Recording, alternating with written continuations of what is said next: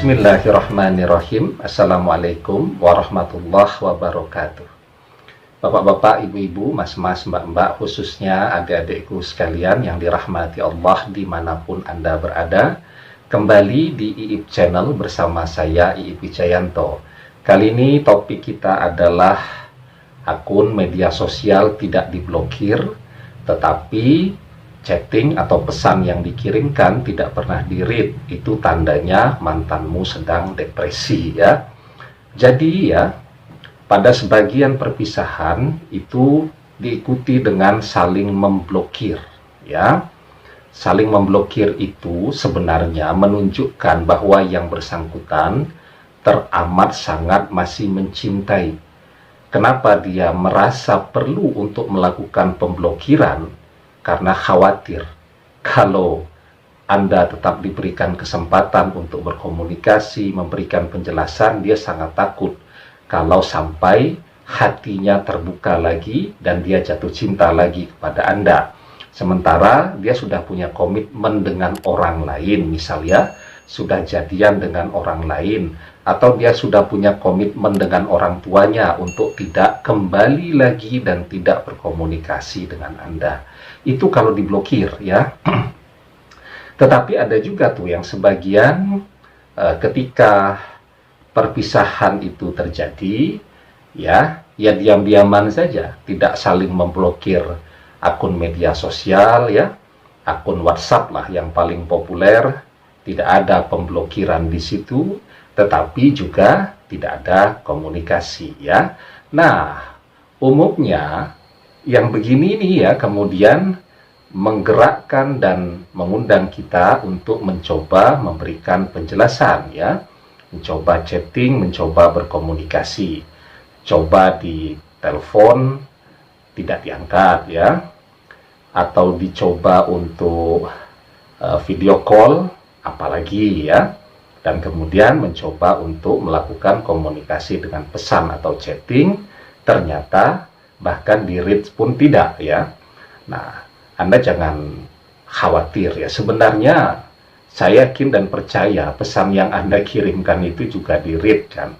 Karena kan ada begitu banyak teknik lah kalau seperti WhatsApp, bagaimana caranya agar kemudian pesan yang dikirimkan itu, ya, tetap bisa dibaca tanpa ketahuan dia membaca pesan tadi, ya. Kan bisa dilihat orang kemudian mengaktifkan notis di WhatsApp-nya tadi kan agar dia bisa mengecek siapa saja yang melihat status yang dia pasang di WA-nya, ya.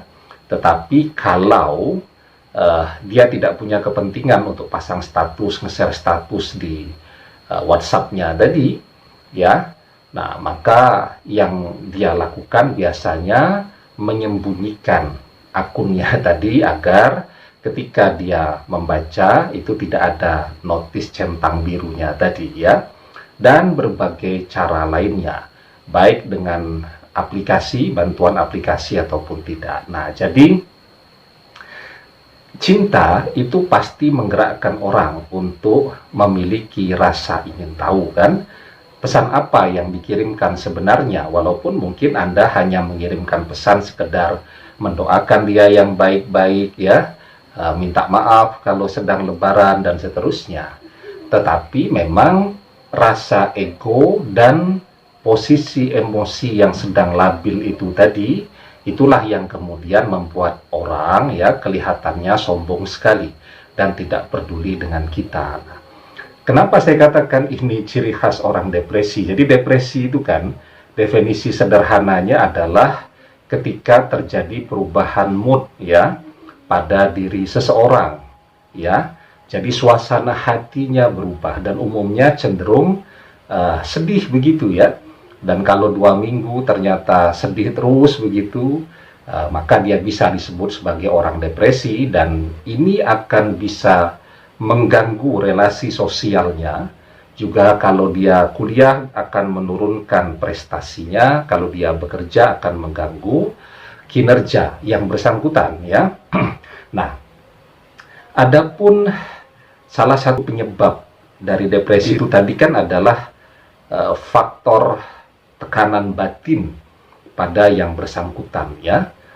Kenapa dia mendapatkan tekanan batin? Karena belum tentu loh ya, perpisahan itu sesuatu yang dia inginkan. Sangat mungkin terjadi perpisahan itu karena faktor-faktor yang di luar dirinya tadi. Contoh ya, karena faktor orang tuanya tidak setuju dengan kehadiran Anda. Ini sebenarnya prosentasenya yang paling besar yang memicu terjadinya perpisahan, ya. Atau karena faktor ya memang ada orang lain yang masuk dalam kehidupan hatinya, ya, dan dia bingung untuk memilih ya antara menerima seseorang yang baru, tetapi pada faktanya dia memang masih sangat mencintai Anda. Nah, menghadapi kondisi yang demikian, apa yang perlu Anda lakukan? Maka selalu saya katakan diam itu adalah emas, ya.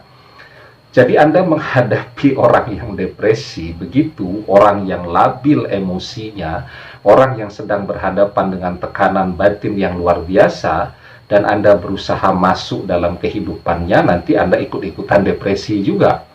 Karena itu, Anda harus menarik diri dulu perlahan-lahan, ya. Jadi tidak usah kirim pesan dulu, Anda diamkan dulu yang bersangkutan. Karena menghadapi kondisi yang demikian, banyak ngomong, banyak juga peluang untuk melakukan kesalahan.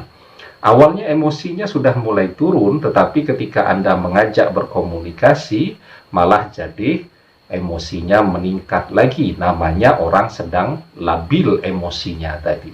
Maka dalam kondisi begini, nasihat orang-orang tua kita dulu itu ya, nerimo ing pandum, ya, atau bahasa lainnya pasrah, ya. Itu sesuatu yang baik dan menyelamatkan, karena dengan diam kita mengurangi potensi melakukan kesalahan di dalam menyampaikan sebuah pesan, ya. Nah, di dalam sebuah hadis Rasulullah SAW bersabda, "Man kana yu'minu billahi wal yaumil akhir falyakul khairan aw liyasmut." Barang siapa yang beriman kepada Allah dan hari akhir, maka berkatalah yang baik, ya, dan jika tidak, maka diamlah, ya.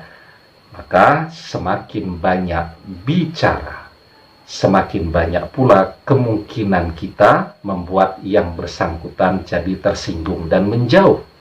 Maka diam menghadapi orang yang sedang tidak stabil emosinya tadi, menghadapi orang yang sedang galau, menghadapi orang yang sedang menghadapi tekanan batin luar biasa, diam itu lebih menyelamatkan.